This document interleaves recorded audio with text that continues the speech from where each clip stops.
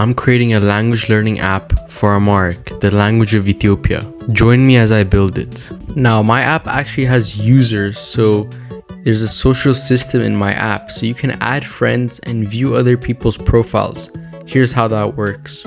So I'm gonna go here into this component of my app called the leaderboard, where you get to compete against friends. And I'm gonna open a user's profile. His name is Yafet. And I'm gonna view his details. So this is called the user details screen.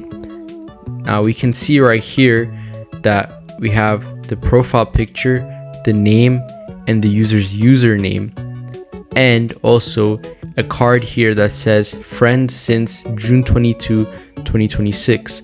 Now if we go over into the user details screen, the user's profile info, so their name and username is in this view component, where we can see the name, the username, and if they have a premium subscription, they'll show a premium badge.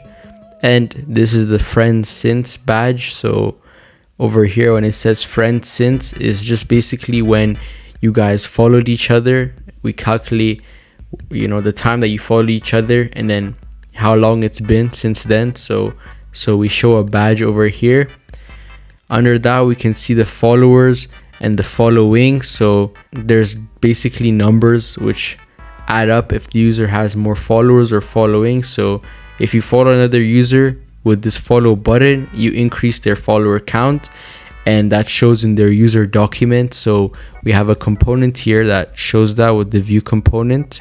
Under here we see all of the user stats, so their streak, their cups, the amount of lessons they completed, and the amount of time they spent doing those lessons, and that is done through this view component. So very simple. Right now we see one large view component and 4 individual smaller views that have these different colors and these different statistics. Now this is a button where you can view the user's ocean. Now this is something I'm going to get into in another video, so if you want to know what an ocean is, stay tuned. But you can view a user's ocean, and I'll just leave it at that. Under there we can see the follow button.